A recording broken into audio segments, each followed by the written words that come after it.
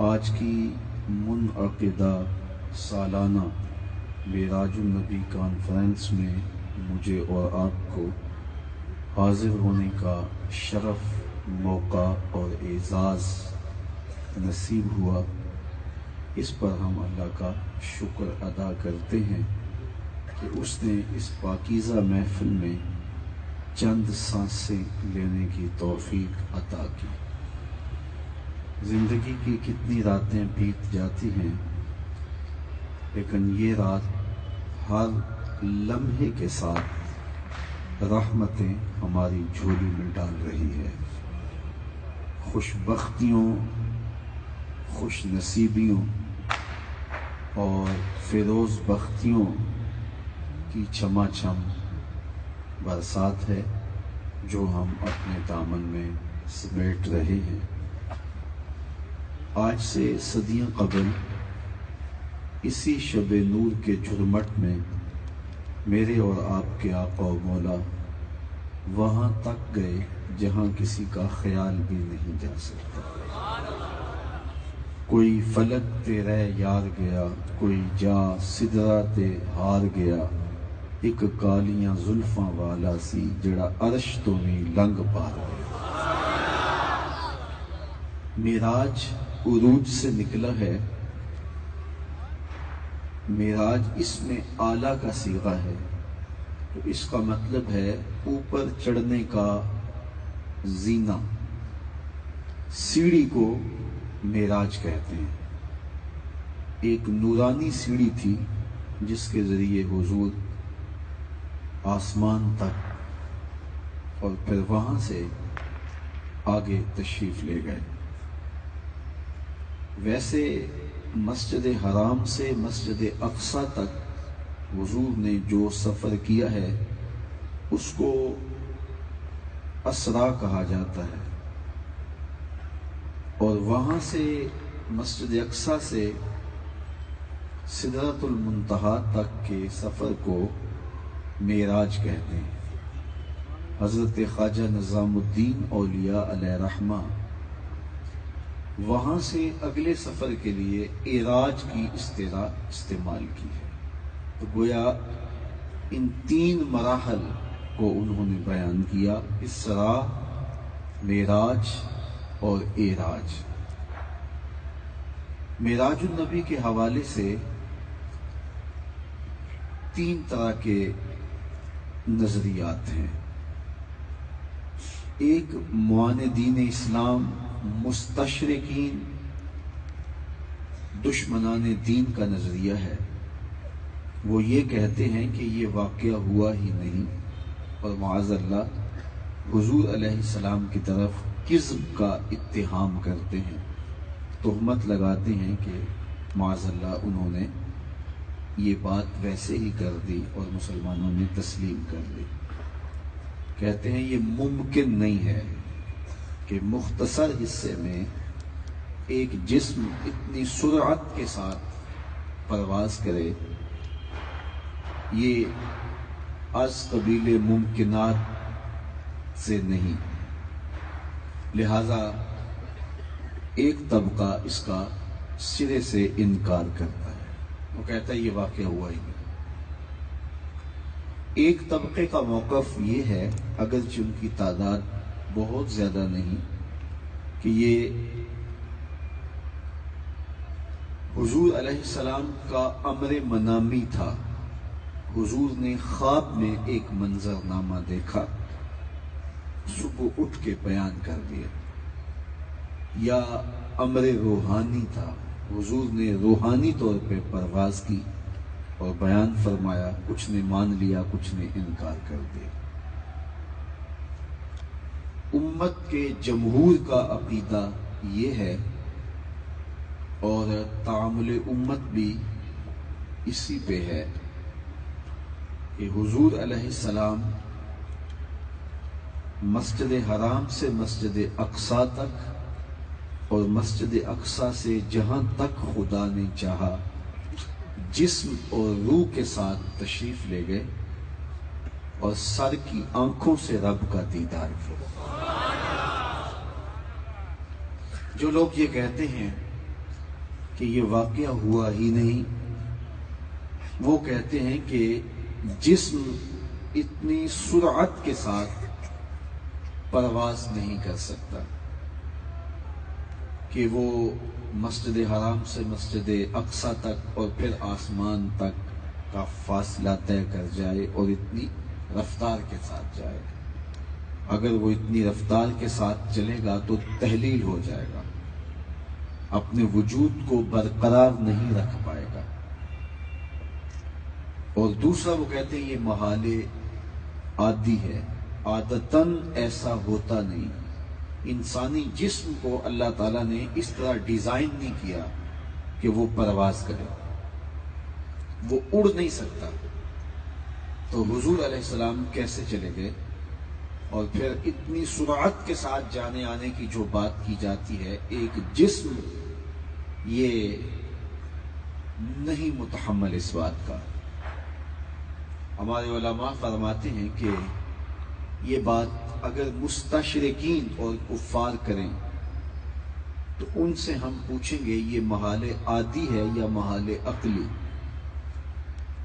اگر وہ کہیں گے محال عقلی ہے تو ہم کہیں گے دلیل لاؤ. تو ان کے پاس اس کے محال عقلی ہونے کی کوئی دلیل نہیں. وہ کہتے ہیں عادتاً محال ہے، ایسا کبھی ہوا نہیں. تو ہم کہتے ہیں کہ جو چیز عادتاً محال ہوتی ہے وہ نفس الامر میں وقوع پذیر ہو جائے تو پھر وہ ممکن ہے. آج سے صدیوں قبل جب جہاز ایجاد نہیں ہوئے تھے تو کوئی یہ شخص کہتا کہ ہوا میں اتنے ٹن لوہا پرواز کرتا ہے تو یہ محال عادی تھا تو کوئی ماننے کو آمادہ نہ ہوتا. لیکن آج ہم فضاؤں کو چیر کے جہازوں کو گزرتے ہوئے دیکھتے ہیں تو کوئی بھی انکار نہیں کرتا. تو جو محال تھا وہ وقوع پذیر ہو گیا تو عادت ٹوٹ گئی. تو جو محال تھا جب وقوع پذیر ہو گیا تو عادت ٹوٹ گئی. تو محال عادی حقیقت میں ممکن ہوتا ہے. تو حضور نبی رحمت صلی اللہ علیہ وآلہ وسلم سے قبل اس کو محال عادی آپ مان لیں، لیکن جب حضور چلے گئے تو محال ہونا ٹوٹ گیا، عادت ٹوٹ گئی. اور پھر حضور علیہ السلام وہاں تک گئے جہاں کسی کا خیال اور کسی کا وہم بھی نہیں پہنچ سکتا. اور یہ واضح میں رکھیں کہ یہ میرے اور آپ کے آقا و مولا کا دوسرا بڑا معجزہ ہے. سب سے بڑا معجزہ جو حضور کو عطا کیا گیا وہ معجزہ قرآن ہے، اور دوسرا بڑا معجزہ جو حضور کو عطا کیا گیا وہ معجزہ معراج. معجزہ ایسے خرق عادت عمل کو کہتے ہیں جو عقل انسانی کو عاجز کر دے، اور واقع معراج نے لوگوں کو عاجز کر دیا ہے. لوگ کہتے ہیں یہ بات سمجھ میں نہیں آتی. ہم کہتے ہیں سمجھ میں آ جائے تو فن ہے، اسی لیے تو یہ سمجھ میں نہیں آ رہی کہ یہ معجزہ ہے. تو یہ سمجھ میں آئے یا نہ آئے ہم تو مان لیں گے، اس لیے کہ ہمارے رسول کی یہ شان ہے. اچھا یہ واضح میں رکھیں، معجزے کے حوالے سے اللہ کی عادت یہ رہی ہے کہ جس دور میں جس چیز کا عروج ہوتا معجزہ بھی اسی قبیل کا دیا جاتا. مثال کے طور پہ جب حضرت داؤد علیہ السلام تشریف لائے تو یہ لوہے کے فن کا زمانہ تھا. لوہے کو گرم کر کے نرم کر کے زرہیں بنائی جاتی، ظروف بنائے جاتے، آہن گری کا زمانہ تھا. تو اللہ تعالیٰ نے حضرت داؤد کو یہ معجزہ دیا کہ وہ لوہے کو ہاتھ میں لیتے تھے، موم کی طرح نرم ہو جاتا تھا. پھر جو شکل صورت آپ دینا چاہتے وہ اسے دے دیتے. تو جو چیز بطور فن لوگوں کو حاصل تھی وہ حضرت داؤد علیہ السلام کو بطور معجزہ نصیب تھی. اسی طرح جب حضرت عیسیٰ، حضرت موسیٰ علیہ السلام، حضرت عیسیٰ علیہ السلام، حضرت یوسف علیہ السلام اور دیگر انبیاء تشریف لائے تو ان کی زندگی اور ان کے ادوار دیکھ لیجئے اور اس دور کے معجزات کو ملاحظہ کیجئے.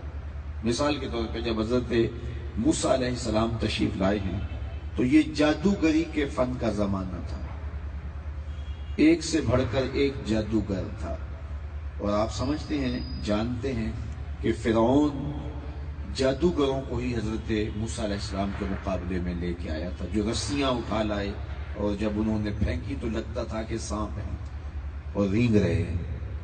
تو حضرت موسیٰ علیہ السلام نے پھر اللہ کے حکم سے عصا ڈالا۔ تو جب جادوگری کا زمانہ تھا تو اللہ تعالیٰ جل شانہ نے حضرت موسیٰ کو جو معجزہ دیا وہ کرشماتی عصا تھا، جو کبھی چھوٹا ہو جاتا تھا، کبھی بڑا ہو جاتا تھا، کبھی پتے جھاڑتے، کبھی بکریاں ہانکتے، رات کو روشنی دیتا، ٹیک لگا کے آپ اس پہ استراحت بھی کر لیتے، اور ضرورت پڑتی تو اژدہا بن جاتا، منو ٹنو رسیاں جادوگروں کی پھینکی ہوئی نگل لیتا، سمٹتا تو پھر عصا کا عصا، قد بھی نہیں بڑھتا، وزن بھی نہیں بڑھتا، حجم بھی نہیں بڑھتا۔ تو جب جادوگری کا عروج تھا تو معجزہ ایسا دیا گیا جو جادو کے فخر کو توڑ رہا ہے۔ مصر کے کوچہ و بازار میں جب حسن کے چراغ جل رہے تھے اور ایک سے بڑھ کر ایک ہنسی اپنی اداؤں سے اور اپنے عشوہ و ناز سے لوگوں کے دل کھینچ رہے تھے، تو اللہ تعالیٰ نے اپنے نبی حضرت یوسف علیہ السلام کو معجزہ حسن دے کے مبعوث کیا، اور جب ان کا چراغ حسن جلا تو سارے دیے بجھ گئے، اور جنہیں ناز تھا اپنے حسن پہ وہ انگلیاں کاٹتے نظر آنے لگے۔ طب یونانی نے جب عروج پایا، حکیم جالیدوس، حکیم افلاطون، حکیم بقراط، حکیم سقراط اور بڑے بڑے اطباء یونان نے طب میں ہر مرض کا علاج دریافت کر لیا، لیکن 3 امراض کا ان سے علاج نہیں ہو سکا۔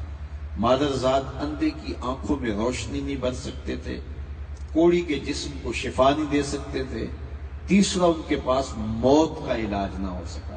باقی ہر مرض کا انہوں نے علاج دریافت کر لیا۔ جب طب کا جادو سر چڑھ کے بول رہا تھا تو حضرت عیسیٰ علیہ السلام ان 3 مرضوں کا علاج لے کے آئے۔ کوڑی کے جسم پہ ہاتھ پھیرتے شفا ہو جاتی، نابینا کی آنکھوں پہ انگلی رکھتے نور اتر آتا، مردے کو ٹھوکر مارتے وہ اٹھ کے باتیں کرنے لگ جاتا۔ تو یہ اصول سمجھ لیں کہ ہر دور میں اس دور کے نبی کو جو معجزہ دیا گیا وہ اس دور کی مطابقت میں دیا گیا۔ تمام انبیاء کی تاریخ پڑھ لیں اور ان کے معجزات دیکھ لیں اور اس دور کے حالات سے مطابقت کریں، آپ کو ایسا ہی ملے گا۔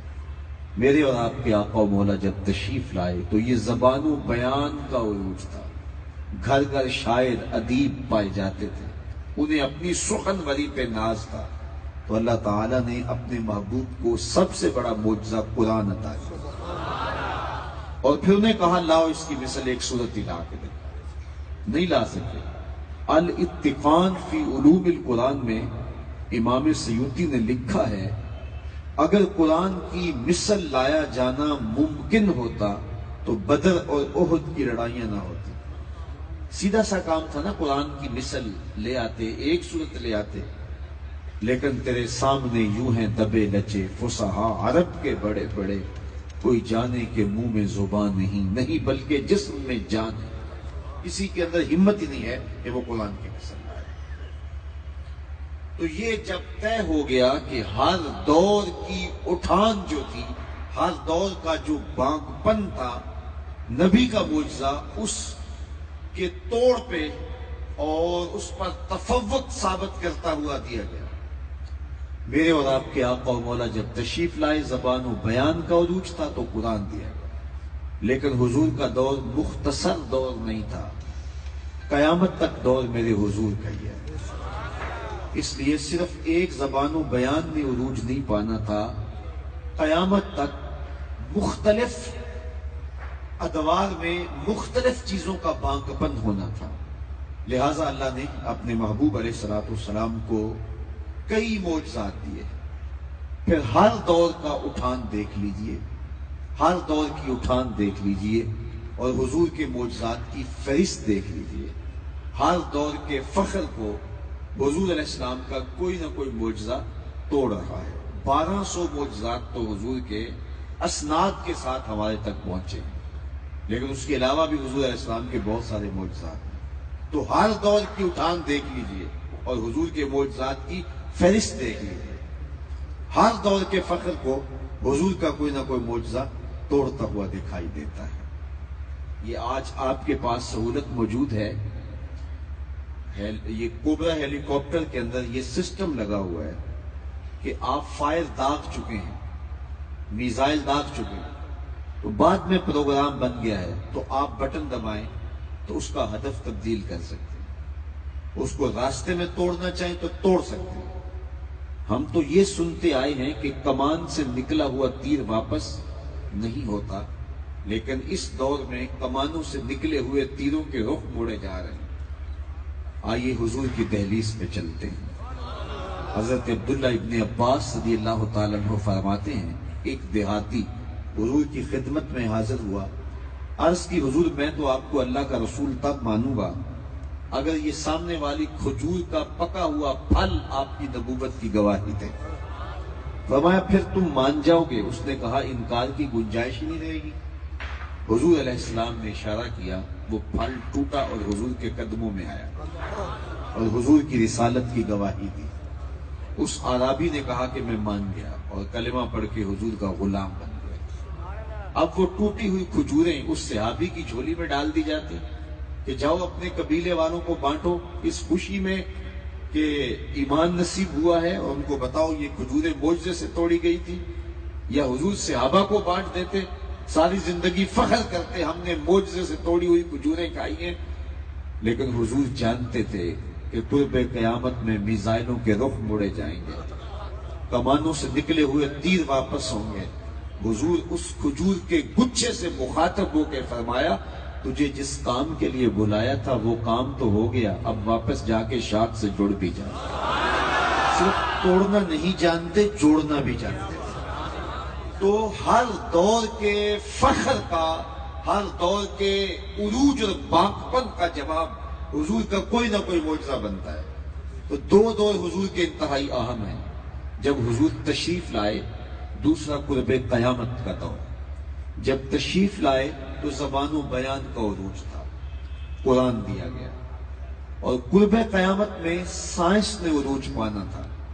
اپالو 11 کے ذریعے لوگوں نے چاند پہ جانے کی بات کرنی تھی، مریخ پہ سفر کی تیاریاں ہونی تھی، ایٹم کا کلیجہ شک ہونا تھا، انسان کی تسخیر کے اندر پوری کائنات کی ایک ایک چیز آنے والی تھی، پوری دنیا گلوبل ولیج بننی تھی۔ اللہ تعالیٰ نے اپنے محبوب کو دوسرا بڑا معجزہ معراج دیا کہ سائنسدان الٹی چھلانگیں بھی لگاتے رہیں، ان کا وہاں خیال بھی نہیں پہنچ سکتا جہاں میرے محمد کے قدم پہنچ گئے۔ کوئی حد ہے ان کے عروج کی، بلغ العلاب کمال۔ اور میرے امام بولے، بریلی سے آج بھی آواز آ رہی ہے، خیرت سے کہہ دو کہ سر جھکا لے، خیرت سے کہہ دو کہ سر جھکا لے، گما سے گزرے گزرنے والے، یا خود پڑے ہیں جہت کو لالے، کوئی کیا بتائے کدھر گئے تھے، سراغ عین و متا کہاں تھا، نشان کیف و الا کہاں تھا، نہ کوئی ساتھی نہ کوئی راہی، نہ سنگ منزل نہ مرحلے تھے، کمان امکان کے جھوٹے دکھ تو تم اول آخر کے پھیر میں ہو، محیط کی چال سے پوچھو کدھر سے آئے کدھر گئے تھے، کوئی حد ہے ان کے عروج کی، بلغ العلاب کمال۔ تو وہ رفتیں میرے حضور کو ملی جو کسی کا گمان بھی نہیں ہو سکتا، جو کسی کے تخیل اور کسی کے تصور تک بھی نہیں پہنچ سکتا۔ اور اگر یہ بات کہی جائے کہ اتنی سرعت کے ساتھ حضور کیسے چلے گئے اور کیسے آ گئے، اس کا جواب امام راضی علیہ رحمہ نے بڑی خوبصورتی کے ساتھ دیا۔ اللہ ان کی قبر پہ کروڑوں رحمتوں کا نزول فرمائے۔ آپ نے ویسے بڑی دلیلیں دی ہیں، میں صرف ایک دلیل جو عام فہم ہے اور وہ آپ کو پہلے ہی ازبر ہے، صرف آپ کی توجہ دلانی ہے۔ آپ فرماتے ہیں کہ کہا جاتا ہے کہ اتنی سرعت کے ساتھ حضور کیسے گئے اور کیسے پلٹ آئے۔ کہا کہ حضور تو حضور ہیں۔ حضرت سلیمان علیہ السلام نے کہا مجھے تخت بلقیس چاہیے، تو ایک جن نے کہا حضرت میں حاضر کر دیتا ہوں۔ پوچھا کب تک پیش کرو گے؟ کہا مجلس برخاست ہونے سے قبل۔ صبح کا وقت تھا اور چاشت کے وقت کے بعد تک یہ مجلس باقی رہتی، گویا 3-4 گھنٹے کا وقت اس نے دیا۔ اور یہ کتنی دور تھا، کتنی مسافت پہ تھا ایک مہینہ جاتے ہوئے لگتا تھا، ایک مہینہ آتے ہوئے لگتا تھا، اور تخت کوئی ڈبیا نہیں تھی کہ اس کو جیب میں ڈال کے لے آنا ہے۔ 60 ہاتھ چوڑا تھا، 80 ہاتھ لمبا تھا، اور ایک ہاتھ شرم جو ہے وہ کونی تک ہوتا ہے۔ تو گویا وہ اتنا طویل تخت جو 60 ہاتھ چوڑا اور 80 ہاتھ لمبا اور کئی ہاتھ موٹا، لوہا، فولاد، سونا، چاندی اور دیگر قیمتی دھاتوں کا بنا اور قیمتی موتیوں سے مرصع تھا، اور 7 کوٹھڑیوں میں مکفل تھا، پہرے دار کھڑے تھے۔ اس کو وہاں سے لانا ہے، اور اس نے جن نے کہا کہ حضرت میں دوپہر تک لے آتا ہوں۔ بہت بڑی بات تھی نا، لیکن حضرت سلیمان نے کہا قرآن اٹھائیے، نہیں مجھے اس سے بھی پہلے چاہیے۔ شان ہے اللہ کے نبی، کہا مجھے اس سے بھی پہلے چاہیے۔ پھر کیا ہوا؟ قال الذی عنده علم من الکتاب، پھر وہ اٹھا جس کے سینے میں زبور کا علم تھا۔ آصف بن برخیہ نام تھا، آپ کا خالہ زاد بھائی تھا یا بانجا تھا، آپ کا امتی تھا، اسم اعظم کا عالم تھا۔ اس نے کھڑے ہو کے کہا انا آتی کا بہی، حضرت یہ خدمت میرے ذمہ لگائیں، یہ کام میں کرتا ہوں۔ کہا وہ تو دوپہر تک کا وقت دے رہے، تم کتنی دیر میں لاؤ گے؟ ایک مہینہ جاتے ہوئے لگتا ہے، ایک مہینہ آتے ہوئے لگتا ہے، فوجیں کھڑی ہیں، پہرے دار کھڑے ہیں، تالے چڑھے ہیں، 7 کوٹھڑیوں میں ہے، 60 ہاتھ چوڑا ہے، 80 ہاتھ لمبا ہے، کئی ہاتھ موٹا ہے، قیمتی موتی لگے ہیں، احتیاط سے لانا ہے، بتاؤ کتنی دیر میں لاؤ گے؟ اس نے کہا نا آتی کا بے عزت میں لاتا ہوں۔ کہا کتنا وقت لوگے؟ تو سنو اس نے کیا کہا، قرآن بتاتا ہے، اس نے کہا انا آتی کا بہی قبل ان یرتد الیک طرف، آپ آنکھ بعد میں جھپکیں گے، تخت پہلے پڑا ہوگا۔ اور قرآن بتاتا ہے کہ حضرت سلیمان نے ابھی آنکھ نہیں جھپکی تھی، تخت سامنے پڑا تھا۔ اللہ اکبر۔ حضرت امام فخر الدین رازی علیہ رحمہ اس واقعہ کو بیان کرنے کے بعد لکھتے ہیں کہ حضرت سلیمان علیہ السلام کے مقتدی کی شان یہ ہے کہ وہ اتنی دور سے یہ تخت آنے واحد میں حاضر کر دیتا ہے، تو اس مقتدی کا امام حضرت سیدنا سلیمان خود مقتدی بن کے جس امام کے پیچھے کھڑا ہے، اس امام کی شان کا عالم کیا ہو، ان کی رفت کا عالم کیا ہو۔ یہ شان ہے خدمتگاروں کی، سرکار کا عالم کیا ہو۔ تو وہ اتنی جلدی تخت لا سکتا ہے، تو حضور جا اور آ نہیں سکتے ہیں، حضور کے لیے کوئی فاصلے نہیں ہے۔ آنے واحد کے اندر حضور علیہ السلام گئے بھی ہیں، حضور واپس آئے بھی ہیں۔ قرآن بتاتا ہے سبحان الذی اسری بعبدہ، پاک ہے وہ ذات جس نے سیر کرائی اپنے بندہ خاص کو۔ اللہ اکبر۔ اب ذرا غور کیجئے، اللہ تعالیٰ جل شانہ نے اپنی پہلے پاکی بیان فرمائی اور پھر اس کا ذکر کیا، چونکہ واقعہ بہت عجیب تھا، عقلیں حیران ہونی تھی، اور لوگوں کے ذہنوں میں تردد بھی آنا تھا، انکار بھی آنا تھا۔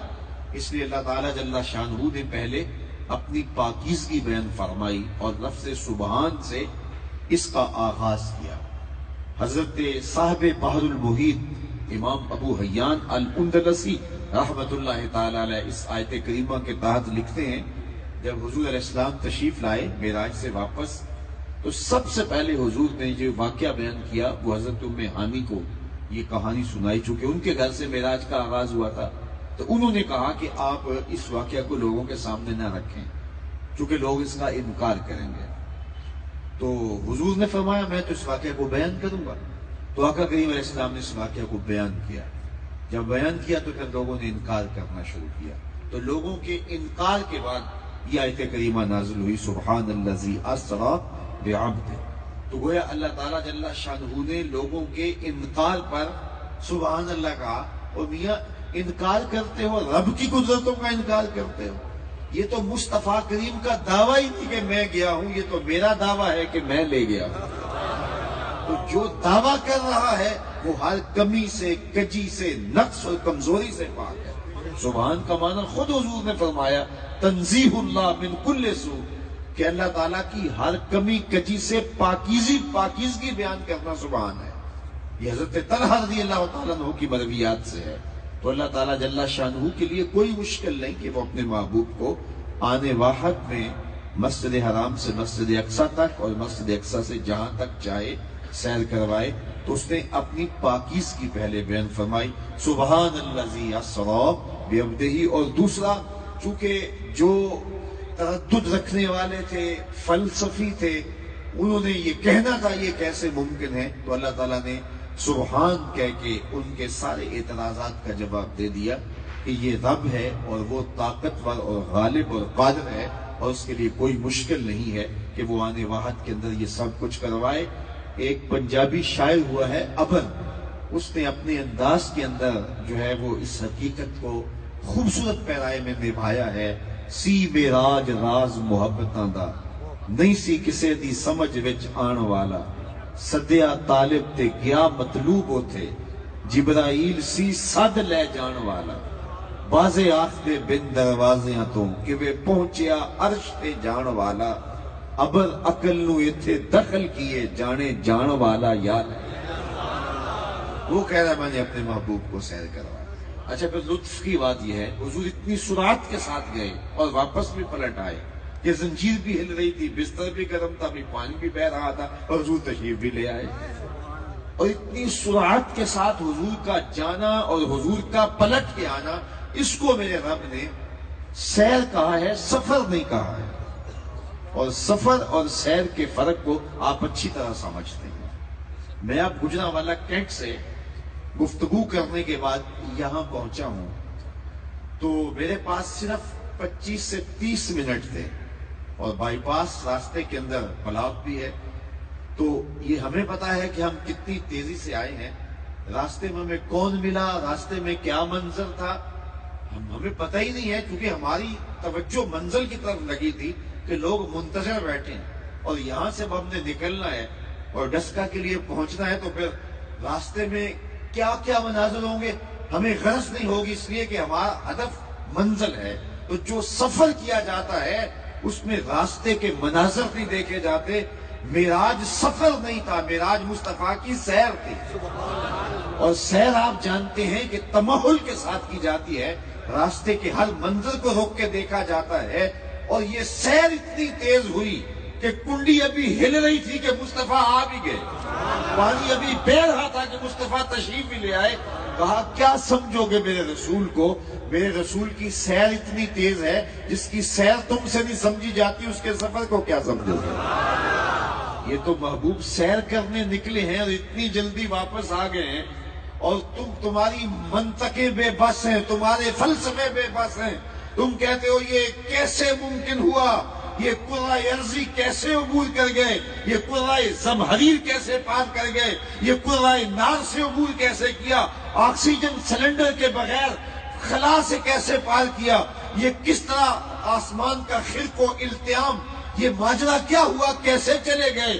ایک جسم بسیط ہے وہ کس طرح پھٹا, کس طرح اس کے اندر ٹوٹ پیدا ہوئی. تم کہتے ہو کس طرح ایک جسم جو ہے وہ اتنی سرعت کے ساتھ رفتار کر گیا, یہ جسم کے لیے ممکن نہیں ہے. تمہیں اب تک سمجھ نہیں آتی, یہ ابھی میرے نبی کی سیر ہے جس کی سیر تمہاری سمجھ سے باہر ہے. جب وہ سفر کرتا آئے گا پھر تمہاری سمجھ میں کیا ہے. اور جب امتی دکھ میں مبتلا ہو اور غلام آقا کو پکارے پھر نبی سیر کرتا نہیں آتا, پھر نبی سفر کرتا آتا ہے. تو جس کی سیر سمجھ میں نہیں آتی اس کے سفر کو کون سمجھ پائے. وَسُبْحَانَ الَّذِي أَسْرَى بِعَبْدِهِ, جس نے سیر کروائی اپنے بندہ خاص کو. یہاں لفظ جو بیان فرمایا وہ عبد ہے. علماء نے اس کے اوپر بہت کچھ لکھا ہے. عبد کا لفظ استعمال کیوں کیا, سبحان الذی اسریٰ بنبیہ کیوں نہیں کہا, بے رسول ہی کیوں نہیں کہا, بے عبد ہی کیوں کہا ہے. اس نے اپنے نبی کو سیر کروائی, اس نے اپنے رسول کو سیر کرائی, اس نے اپنے محبوب کو سیر کروائی. یہ کیوں کہا کہ اس نے سیر کروائی اپنے عبد کو, اپنے بندے کو سیر کروائی. تو عبد کا لفظ استعمال کیوں کیا, تو یہ اس پر علماء نے بہت کچھ لکھا، ایک بات یہ کہ حضور رب کے حضور حاضر ہو رہے تھے تو حضور شان عبدیت سے جا رہے تھے۔ کئی حیثیتیں ہوتی ہیں نا ہر شخص کی، میری بھی ایک حیثیت ہے کہ میں باپ ہوں، میری ایک حیثیت ہے میں بھائی ہوں، میری ایک حیثیت ہے کہ میں بیٹا ہوں، مختلف حیثیتیں ہیں۔ کسی کا استاد لگتا ہوں، کسی کے ساتھ میرا روحانی تعلق انتساب ہے، تو یہ مختلف میری حیثیتیں ہیں۔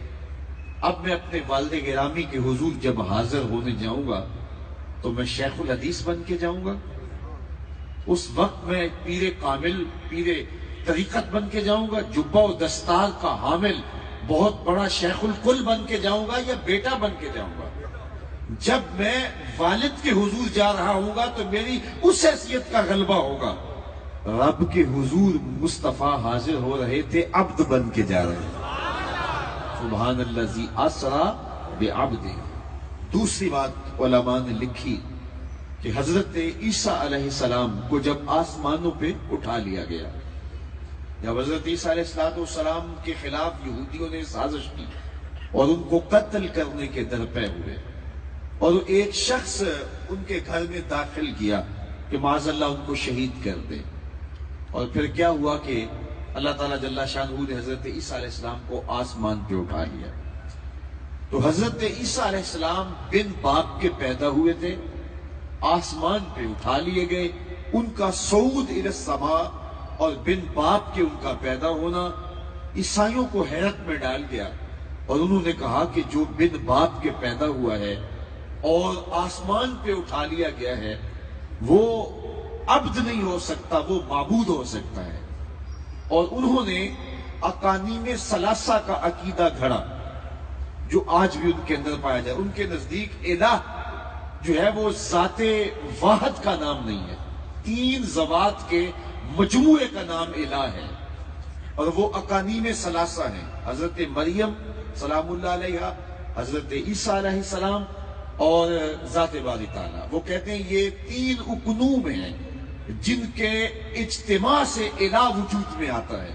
حضرت مریم بغیر شوہر کے حمل سے ہو گئی، اور حضرت عیسیٰ بغیر باپ کے پیدا ہوئے اور پھر آسمان تک اٹھا لیے گئے۔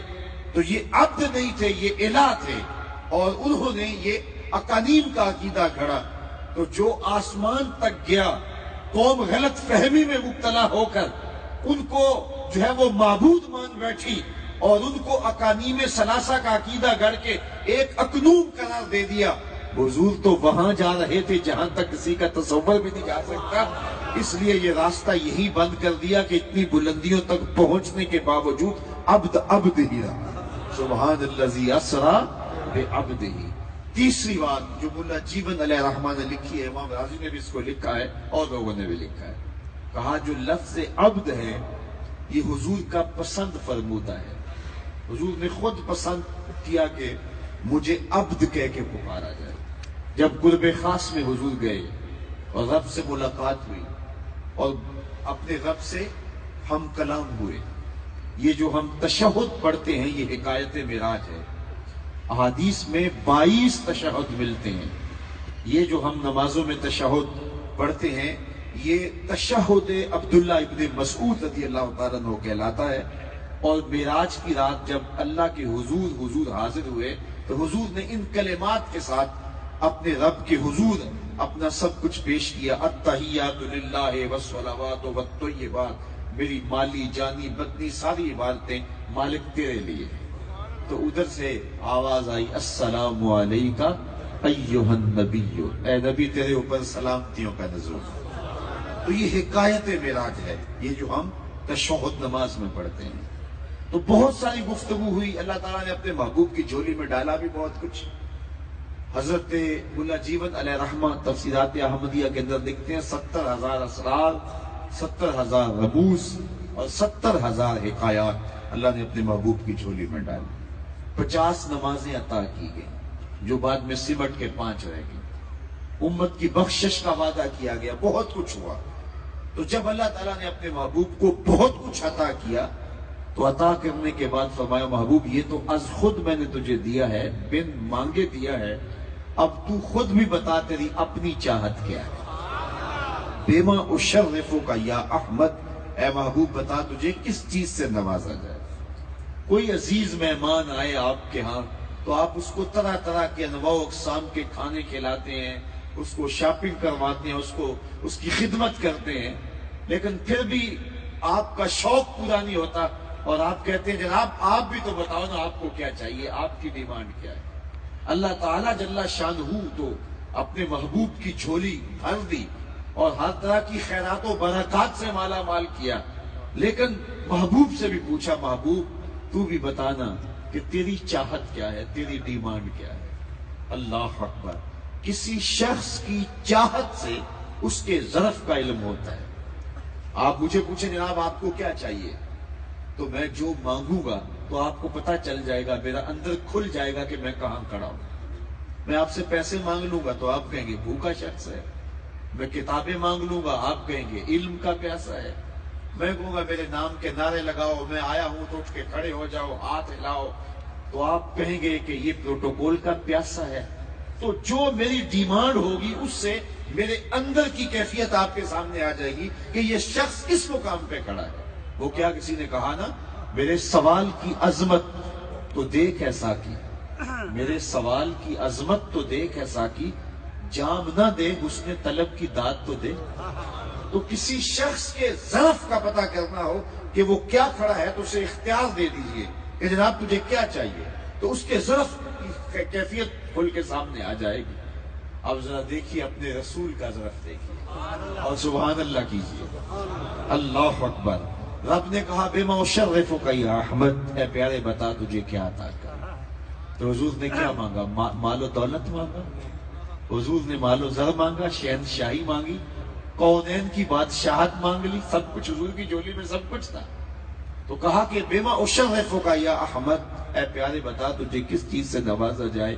تو حضور نے رب کی بارگاہ میں پھر اس قرب خاص میں عرض کی بنسبتی الیک شرفنی بالعبودیہ، مالک ساری زندگی میں کہتا رہا کہ تو میرا رب ہے۔ طائف کے بازاروں میں بھی کہا، مکے کی گلیوں میں بھی کہا، سین حرم میں بھی کہا، عکاس کے میلے میں بھی کہا، ذی المجاز کی منڈی میں بھی کہا، برستے پتھروں میں بھی کہا، بچھے ہوئے کانٹوں پہ چل کے بھی کہا کہ تو میرا رب ہے۔ آج تو بھی تو کہہ دے کہ تو میرا بندہ ہے، تو مجھے عبد کہہ کے پکار۔ اقبال بولا متائے بے بہا ہے درد و سوزے آرزو مندی، مقام بندگی دے کر نہ لوں شان خدا بند۔ تو عبدیت حضور نے مانگی کہ مالک مجھے عبد کہہ کے پکار۔ تو پھر جب بھی اللہ تعالیٰ نے حکایت معراج کی تو عبد سے تعبیر کا کیا، سبحان اللہ ذی اسرا بعبدہ۔ وہاں سورہ نجم میں چلے جائیں، فَأَوْحَا إِلَىٰ عَبْدِهِ مَا أَوْحَا، پھر اس نے اپنے بندے کی طرف وحی کی جو بھی کی، تو عبد کے ساتھ تعبیر کیا۔ یہ محبوب علیہ السلام کا پسند فرض ہوتا ہے۔ اچھا پھر چوتھی بات کہ یہاں عبد سے کوئی یہ دھوکہ نہ کھا جائے کہ کوئی عام عبد ہے۔ یہاں عبد سے مراد عبد معزون ہے، عبد خاص ہے۔ عبد کی تین قسمیں ہوتی ہیں، عبد رقیق، عبد عابق اور عبد معزون۔ عبد رقیق کیا ہے؟ بھاگا ہوا غلام۔ غلام میرا ہے لیکن بھاگ گیا ہوا ہے، وہ میرا ہونے کے باوجود میری دسترس میں نہیں ہے لیکن شرعاً وہ میرا ہے، تو یہ ہے بھاگا ہوا غلام۔ اس کو کہتے ہیں عربی میں عبد عابق، بھاگا ہوا غلام۔ دوسرا عبد رقیق کہ میرا غلام ہے، میرے پاس ہے، خدمت بھی میری کرتا ہے، کام چل رہا ہے۔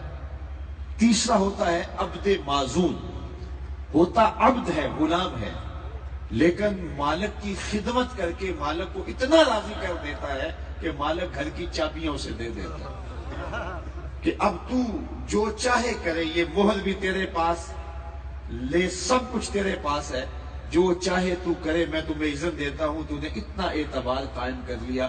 علماء فرماتے ہیں سارے کافر اللہ کے عبد عابق ہیں اس کے بندے لیکن بھاگے ہوئے اس کی دہلیز سے، اور باقی سارے مومن اللہ کے عبد رقیق ہیں، اور مصطفیٰ کریم عبد معزون ہے کہ ساری چابیاں مصطفیٰ کے ہاتھ میں دے دی۔ تو عبد سے مراد عام عبد نہ سمجھا جائے، یہاں عبد معزون ہے۔ اور اقبال نے اس حقیقت کو اپنے پیرائے میں یوں بیان کیا، عبد دیگر عبد ہو چیزیں دیگر، ما سراپا انتظارو منتظر.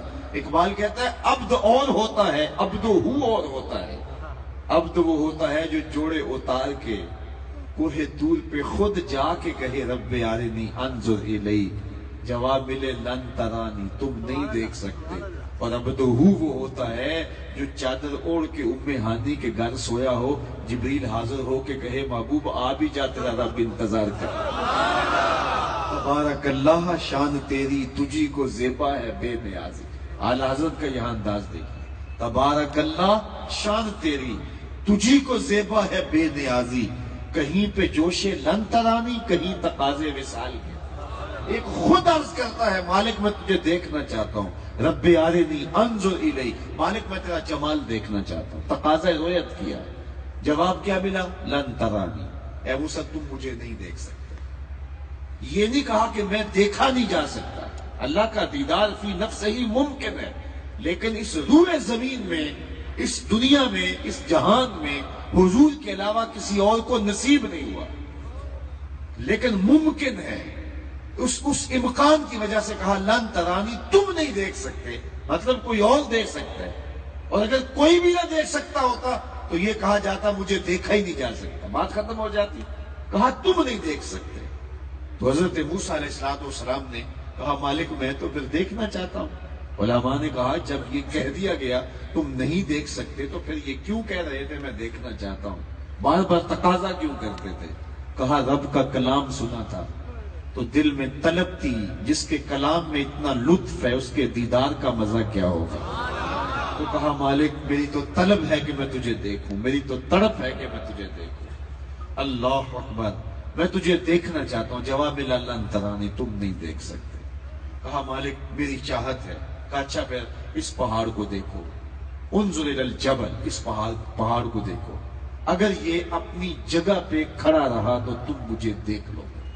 تو حضرت موسیٰ علیہ السلام نے پہاڑ جبل طور پہ نظر جمائی تو اللہ تعالیٰ نے اپنی تجلی صفاتی کا پرتو، اور وہ بھی سوئی کے نکے کے کروڑویں حصے کے برابر، اس پہاڑ پہ ذاتی تجلی نہیں، صفاتی تجلی. اور صفاتی تجلی بھی نہیں، اس کا عکس، اس کا ظل، اس کا سایہ اس پہاڑ پہ ڈالا. اور پہاڑ برداشت نہ کر سکا، طور جلنے لگا، اس کے جلووں کی تاب نہ لا سکا. اور حضرت موسیٰ اس منظر کو دیکھ کر کے وہ بھی تاب نہ لا سکے. خر موسیٰ سائے کا قرآن بتاتا ہے حضرت موسیٰ پر بے ہوشی کی سی کیفیت پیدا ہو گئی اور زمین پر تشریف فرما ہو گئی. جب اٹھے تو عرض کرنے لگے مالک میں تیری بارگاہ میں رجوع کرتا ہوں، میں نے تقاضا ہی کیوں کیا. اللہ اکبر. اب میں آپ کی اس جملے پہ توجہ چاہوں گا. حضرت موسیٰ علیہ السلام نے اللہ کو دیکھنے کا تقاضا کیا اور اللہ تعالیٰ نے کہا کہ اس پہاڑ کو دیکھو، اگر یہ اپنی جگہ پہ ٹھہرا رہا تو تم مجھے دیکھ لو گے. اور پہاڑ اپنی جگہ پہ ٹھہر نہ سکا، لیکن پہاڑ پہ اللہ کی صفاتی تجلی کا پرتو پڑتے ہوئے ایک لمحے کے لیے تو دیکھا، گو تاب نہ لا سکے. لیکن امام برہان الدین حلبی فرماتے ہیں کہ اس واقعہ کے بعد حضرت موسیٰ علیہ السلام کی نظر اتنی تیز ہو گئی تھی کہ کالی رات کے اندھیرے میں کالے پتھر پر کالے رنگ کی چیونٹی کو 9 فراسخ دور سے، ایک فرسخ 3 میل کا ہوتا ہے، 27 میل دور سے، 50 کلومیٹر دور سے کالے رنگ کی چیونٹی کو کالے پتھر پر کالی رات شب دہجور کی ظلمت میں چلتا ہوا دیکھتے بھی تھے اور اس کے قدموں کی آواز کو سنتے بھی تھے. یہ اس کی نظر کا کمال ہے اور اس کی سماعت کا کمال ہے، جس نے رب کا کلام سنا اور اس کی تجلی صفاتی کا پرتو پہاڑ پہ پڑتے ہوئے دیکھا اور تاب نہ لا سکا. یہ اس کی نظر کا کمال ہے. اور جو 18 سال کی مدت کے برابر ذاتی تجلیوں میں گم رہا، اور قرآن کہتا ہے ما زاغ البصر وما طغى، آنکھ بھی نہیں جھپکی، اس محمد عربی کی نگاہوں کا عالم کیا، ان کی نظروں کا عالم کیا. اسی لیے میرے حضور نے فرمایا، صحیح بخاری کی روایت ہے، انی ارا ما لا ترون واسمع ما لا تسمعون، جو میں دیکھتا ہوں وہ تم نہیں دیکھتے، اور جو میں سنتا ہوں وہ تم نہیں سنتے۔ یہ بڑی نادانی ہوتی ہے کہ اپنے حواس کو انبیاء کے حواس پہ قیاس کیا جائے، یا انبیاء علیہ السلام کے حواس پر اپنے حواس کو قیاس کر لیا جائے۔ اللہ نے ان کے ہر عضو کو معجزہ بنایا ہوتا ہے اور ان کو وہ طاقت عطا کی ہوتی ہے۔ قرآن بتاتا ہے کہ وادی نمل کے قریب جب حضرت سلیمان علیہ السلام آئے تو 7 میل دور چیونٹی نے کہا کہ جلدی جلدی اپنی بلوں میں داخل ہو جاؤ، اللہ کے نبی کا لشکر بے خبری میں تمہیں کچل نہ دے۔ تو حضرت سلیمان نے جب اس بات کو سنا فَتَبَسَّمَ ضَاحِكًا مِّن قَوْلِهَا، تو اس کو سن کے مسکرانے لگے۔ اب چیونٹی کے منہ میں زبان ہی نہیں ہوتی تو اس نے بات کیسے کر دی؟ تو حضرات ماہرین طیوریات لکھتے ہیں کہ چیونٹی کے منہ کے قریب باریک سے 2 ریشے ہوتے ہیں، مہین سے 2 بال ہوتے ہیں۔ جب وہ بات کرنا چاہتی ہے تو ان بالوں کو قریب کر کے آپس میں رگڑتی ہے، اس رگڑ سے جو آواز نکلتی ہے اس سے وہ اپنی ہم جولی کو کوئی میسج دے رہی ہوتی ہے۔ اللہ کے نبی کی شان یہ ہے کہ چیونٹی کے باریک بالوں کے رگڑنے سے جو آواز پیدا ہو 7 میل دور سے وہ آواز سن بھی لیتا ہے، اس سے جو مفہوم نکلتا ہو وہ سمجھ بھی لیتا ہے۔ اور یہ اس نبی کی شان ہے جو مقتدی بن کے مسجد اقصی میں تیرے نبی کے پیچھے کھڑا تھا۔ جب مقتدی کی شان یہ ہے تو مقتدا کی شان کا عالم شان ہے خدمت گاروں کی سرکار کا عالم۔ انی ارا ما لا ترون واسمع ما لا تسمعون، تو میں دیکھتا ہوں وہ تم نہیں دیکھتے، اور جو میں سنتا ہوں وہ تم نہیں سنتے۔ میرے والد گرامی رحمت اللہ تعالی علیہ فرمایا کرتے تھے کہ میاں بیوی گھر میں جب الجھ پڑتے ہیں نا، شکر رنجی ہو جاتی ہے، تو بعض اوقات بیوی شوہر کو کوسنے دیتی ہے کہ جب سے تیرے گھر آئی ہوں تو میری تو زندگی کا قرار لٹ گیا ہے، کیا آسودہ زندگی تھی ماں باپ کے گھر میں، اب یہاں تو میں مصیبت کو پکڑی گئی ہوں۔ تو جب وہ اس کو تانے دیتی ہے تو وہ بیچارہ پریشان ہوتا ہے۔ تو جنت میں اس مرد صالح کی بننے والی بیوی حور اس منظر کو دیکھتی ہے۔ ترمذی شریف کے اندر حدیث ہے، اور امام ترمذی حدیث لکھنے کے بعد عادت ہے اس کا درجہ بھی لکھتے ہیں، تو فرماتے ہیں ھذا حدیث حسن صحیح، یہ حدیث حسن بھی ہے اور صحیح بھی ہے۔ اور حدیث کیا ہے کہ جب میاں بیوی گھر میں الجھے، آپس میں شکر رنجی ہو گئی، شوہر کو تانا دیا، جنت سے وہ بیوی مومن صالح کی حور دیکھتی ہے اور آواز دیتی ہے اور ساتھ کہتی کہ قاتلک اللہ، تیری خرابی ہو، تو اسے تنگ کرتی ہے، یہ تو چند دن تیرے پاس ہے، میرا شوہر ہے۔ یہ کون کہہ رہی ہے؟ حور۔ کہاں سے کہہ رہی ہے؟ جنت سے۔ جنت کہاں ہے؟ سدرہ کے پاس، 7 آسمانوں سے اوپر۔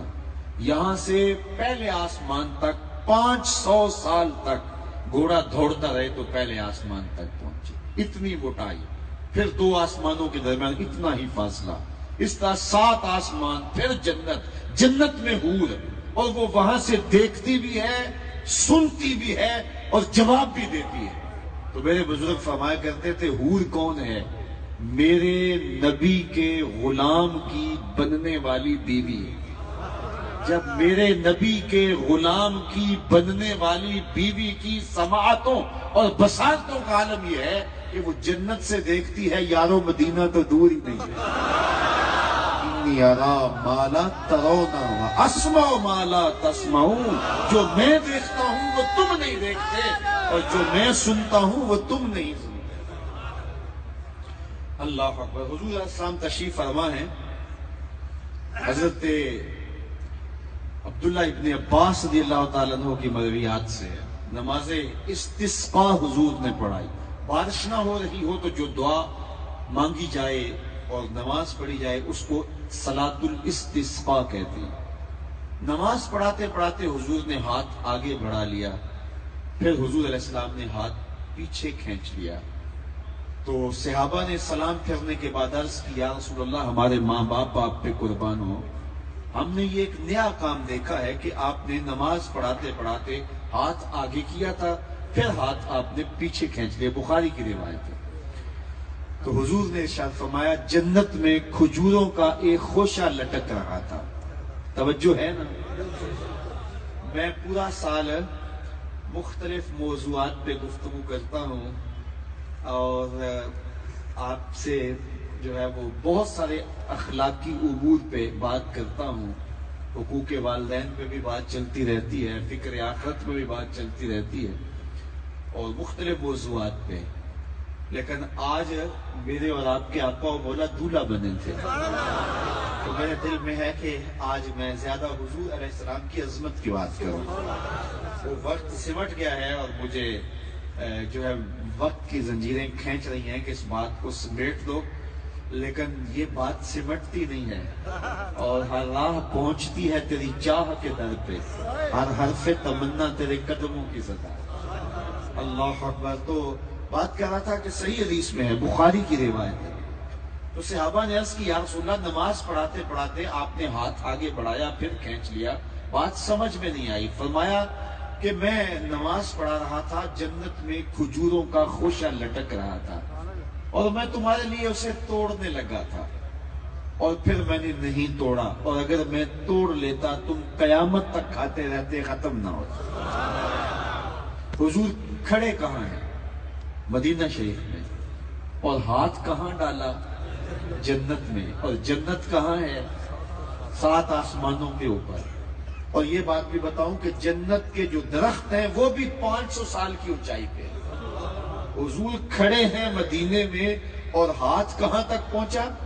کھجور کی شاخ کے ساتھ لٹکتے ہوئے خوشے تک. کھجور یہاں تک تھی، آگے ہوتا کچھ تھے، حضور کا ہاتھ آگے بھی جاتا لیکن یہاں تک حضور کا ہاتھ گیا. میں اور آپ اپنا ہاتھ اٹھائیں تو کتنا اونچا جاتا ہے؟ 3 فٹ اوپر جائے گا نا، اس سے آگے تو نہیں جاتا. اگر کسی کا 2-4 انچ زیادہ لمبا ہوا تو اور چلا جائے گا. میرا ہاتھ 2 فٹ 3 فٹ اوپر جاتا ہے. ہاں نظر میری پہلے آسمان کے ستارے بھی دیکھتی ہے، دوسرے کے بھی دیکھتی ہے، تیسرے کے بھی دیکھ لیتی ہے. یہ جو دندلے دندلے یہ تیسرے آسمان کے ستارے. میرا ہاتھ 3 فٹ تک جاتا ہے اور نظر تیسرے آسمان تک جاتی ہے، اور جس کا ہاتھ سدرہ تک جاتا ہے اس کی نگاہیں کہاں تک جاتی ہیں؟ اس کی نظر کا عالم کیا؟ اس نے کہا انی ارا ما لا ترون واسمع ما لا تسمعون. جو میں دیکھتا ہوں وہ تم نہیں دیکھتے اور جو میں سنتا ہوں وہ تم نہیں سنتے. اللہ اکبر. وہ نگاہ دی، وہ دور بھی نگاہ دی. اچھا پھر ہماری نظریں تو صرف سامنے دیکھتی ہیں. حضور نے فرمایا میں سامنے بھی دیکھتا ہوں، پیچھے بھی دیکھتا ہوں. یہ بھی بخاری کی روایت ہے. حضور باب تسویۃ الصفوف اٹھائے. حضور نے فرمایا صحابہ صفیں سیدھی رکھا کرو، مت سمجھو میں آگے دیکھتا ہوں. میں جس طرح آگے دیکھتا ہوں میں پیچھے دیکھتا ہوں. میں تمہارے رکوع بھی دیکھتا ہوں اور دلوں میں پیدا ہونے والے خشوع بھی دیکھتا ہوں. اقبال بولا اے فروغت صبح آثار و دہور، چشمے تو بھی نندائے ما فی الصدور. تیری نظر تو سینوں کے چھپے راز بھی جانا. مجلس حضور کی لگی تھی، ہجوم عاشقاں تھا. کیا منظر ہوگا؟ یہ معراج کی شب ہے نا اور ٹھنڈی رات ہو گئی اور ایسے ہے جس طرح نور ہی نور ہے. کیا ہجوم محبت ہے، کیا ہجوم عاشقاں ہے. یہ میرے پاؤں میں زنجیریں نہ ہوں تو میں بولتا چلا جاؤں اور آپ سنتے چلے جائیں. یہ تو اس کی بات ہے جس کی بات پہ بات ہی ختم ہو جاتی ہے. لیکن مجھے جلدی بھی ہے. لیکن یہ کتنا خوبصورت منظر ہے کہ آپ حضور کا ذکر سن رہے ہیں اور میں حضور کی باتیں سنا رہا ہوں. اور کیسا منظر ہوگا جب حضور اپنی باتیں خود سنا رہے ہیں. کیسا منظر ہوگا اور کیسی گھڑیاں ہوں گی. اللہ اکبر. ایک سمت ابو بکر عمر ہوں گے، ایک سمت عثمان و علی ہوں گے. ان جگمگ جگمگ تاروں میں مہتاب کا عالم. کیا منظر ہوں گے. تو حضور کی مجلس لگی تھی، ہجوم عاشقاں تھا، انوار کی برکھا برس رہی تھی، کرم کا می برس رہا تھا. جبریل بھی حاضر خدمت کھڑے ہوں گے. ستارے بھی جھک جھک کے مدینے کے اوپر سلامیاں دینے کے لیے بیتاب ہوں گے. حضور تشریف فرما تھے کہ وابصہ بن معبد ایک صحابی پیچھے آگے بیٹھ گئے. حضور نے فرمایا ادنو یا وابصہ، وابصہ نیڑے آ جاؤ. اتنے مجمع کے اندر میں اگر کسی شخص کو بلا لوں جناب آپ آگے آ جائیں تو وہ شخص بھولا نہیں سمائے گا نا کہ مجھے جناب نے آگے بلا لیا. تو اتنے مجمع میں حالانکہ میری کیا حیثیت ہے، لیکن میں اگر بلا لوں کسی کو کہ جناب آگے آ جاؤ، تو وہ خوشی سے آگے آئے گا کہ مجھے انہوں نے بلایا ہے جس کو میرے رسول نے بلایا. کیونکہ رسول اپنی مرضی سے نہیں بلاتا، رب کی مرضی سے بلاتا ہے. تو پھر کیا کیفیت ہوئی ہوگی واپس آتے. تو میں واپسا قریب آ جو، واپسا قریب آ گئے، بیٹھنے لگے تو حضور میں ادنو یا واپسا، واپسا اور نیڑے آ گئے. اللہ اکبر، وقت جاگے ہے نا، نظر پڑ رہی ہے اور بار بار پڑ رہی. کہا واپسا اور قریب آ جو، واپسا اور قریب آ کے بیٹھے. حضور فرمایا ادنو یا واپسا، واپسا اور نیڑے آؤ. اب سنو حضرت واپسا کی. حضرت واپسا کہتے ہیں میں اپنے مقدر پہ قربان جاؤں، میں اپنے مقدر پہ قربان جاؤں. میں اتنا نیڑے ہوا کہ میرے گھٹنے حضور کے گھٹنوں سے چھونے لگے. جب اتنا نیڑے ہو گیا تو حضور نے مجھے پوچھا وابسا کوئی سوال پوچھنے آئے ہو؟ میں نے کہا جی حضور میں سوال پوچھنے آیا ہوں. کہا جو پوچھنے آئے ہو پوچھو گے یا میں بتاؤں کیا پوچھنے آئے ہو؟ اللہ اکبر. کہا حضور اگر آپ بتا دیں تو حد نہ ہو جائے. ڈٹھے ورق قرآن دے پھول سارے، تیری شان جیا نہیں کوئی ہور ڈٹھا. تیری شان دا کرے مقابلہ جیڑا، انہوں عاشقاں اصلی چور بیٹا. کوئی نور آکھے کوئی بشر آکھے، پیندا رات دنے ایہو شور ڈٹھا. اللہ والیاں گل مکا دیتی، تساں ہور ڈٹھا اساں ہور ڈٹھا. تم نے حلیمہ کی بکریوں کے پیچھے پیچھے دیکھا ہے، سدرہ پر جبریل کے آگے آگے نہیں دیکھا. اللہ اکبر. تو کہا واپسا اور نیڑے آ جو. کہتے ہیں میرے گھٹنے حضور کے گھٹنوں سے چھو گئے. حضور نے فرمایا واپسا کوئی سوال پوچھنے آئے ہو؟ میں نے کہا جی حضور میں سوال پوچھنے آیا ہوں. کہا جو پوچھنے آئے ہو پوچھو گے یا بتاؤں کیا پوچھنے آئے ہو؟ عرض کی حضور اگر آپ بتا دیں پھر تو بہت کمال. فرمایا تم خیر اور شر کے بارے پوچھنے آئے ہو، اچھائی کیا ہوتی ہے برائی کیا ہوتی ہے، یہی سوال تھا؟ جی حضور یہی سوال تھا. کہا یہ سوال مجھ سے پوچھنا ہے یا اس کا جواب اپنے آپ سے لینا ہے؟ عرض کی حضور جواب آتا ہوتا تو سوال ہی کیوں بنتا. اب سنو، یہ 3 انگلیاں حضور نے جوڑی. فَضَرَبَ عَلَى صَدْرِهِ فَقَالَ اسْتَفْتِ مِنْ قَلْبِكَ. حضور نے 3 انگلیاں جوڑ کے اس کے سینے والے دل والی جگہ پہ رکھی اور کہا یہ اندر ہی مفتی بیٹھا ہے، اسے ہی پوچھ لے، یہی بتا دے گا خیر کیا ہے، یہی بتا دے گا شر کیا ہے. تو یہاں تو حضور کی نگاہ دور بھی دلوں کے راز بھی دیکھتی.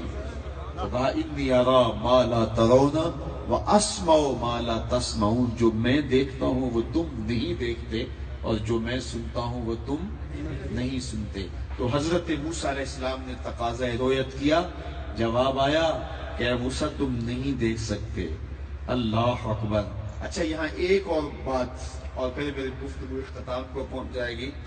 حضرت موسیٰ کو کہا کہ اے موسیٰ تم مجھے کبھی بھی نہیں دیکھ سکتے. لن ترانی، علماء طلباء موجود ہیں، حرف ناصب جب مضارع پہ داخل ہو تو مستقبل کی ابدی نفی کر دیتا ہے. تو لن ترانی کا مطلب یہ نہیں ہے کہ تم مجھے نہیں دیکھ سکتے. لن ترانی کا مطلب ہے تم مجھے کبھی بھی نہیں دیکھ سکتے. تو حضرت موسیٰ کیا قیامت کے دن نہیں دیکھیں گے؟ وہ تو عام لوگ بھی دیکھیں گے، گناہگار بھی دیکھیں گے. جو مومنین ہوں گے وہ اللہ کا دیدار کریں گے، چہرے اس دن دیدار الہی سے تر و تازہ ہوں گے. تو حضرت موسیٰ تو پھر نبی ہیں. عقیدہ یہ ہے کہ قیامت کے دن بہت لوگ دیکھیں گے، تمام اہل ایمان دیکھیں گے. اور یہاں لن ترانی میں مستقبل کی ابدی نفی ہے کہ اے موسیٰ تم مجھے کبھی بھی نہیں دیکھ سکتے. تو پھر اس کا جواب کیا ہوگا؟ تو اس کا جواب حضور کا دامن تھام کے یہ دوں گا کہ یہاں ایک عبادت مقدر ماننا پڑے گی. اور جس طرح ہم مختلف مقامات پہ مانتے ہیں، بسم اللہ شریف سے پہلے ہم اشراؤ مقدر مانتے ہیں، اور وہ عبادت یہ ماننا پڑے گی لن ترانی یا موسیٰ حتی یرانی محمد. اے موسیٰ تم اتنی دیر تک مجھے کبھی بھی نہیں دیکھ سکتے جب تک محمد عربی نہیں دیکھ لیتے. گویا میرے جلوہ حسن کا افتتاح نگاہ مصطفیٰ کرے گی. پہلے وہ دیکھیں گے پھر کوئی اور دیکھیں گے. ترانی یا موسیٰ تبارک اللہ، شان تیری تجھی کو زیبا ہے بے نیازی. کہیں پہ جوش لن ترانی، کہیں تقاضے وصال کے تھے، کہیں تقاضے وصال کے تھے. خرد سے کہہ دو کہ سر جھکا لے، گماں سے گزرے گزرنے والے، یا خود پڑے ہیں جہت کو لالے، کوئی کیا بتائے کدھر گئے تھے، سراغ عین و متا کہاں تھا، نشان کیف الہ کہاں تھا، نہ کوئی ساتھی نہ کوئی راہی، نہ سنگ منزل نہ مرحلے تھے۔ لیلا من المسجد الحرام الى المسجد الاقصى الذي باركنا حوله لنريه من آیاتنا انه هو السمیع البصیر۔ انشاءاللہ جمعۃ المبارک کے موقع پہ اس عنوان پہ، جیسا کہ میں نے وعدہ کیا تھا پچھلے جمعۃ المبارک کو، گفتگو ہوگی۔ ادارۃ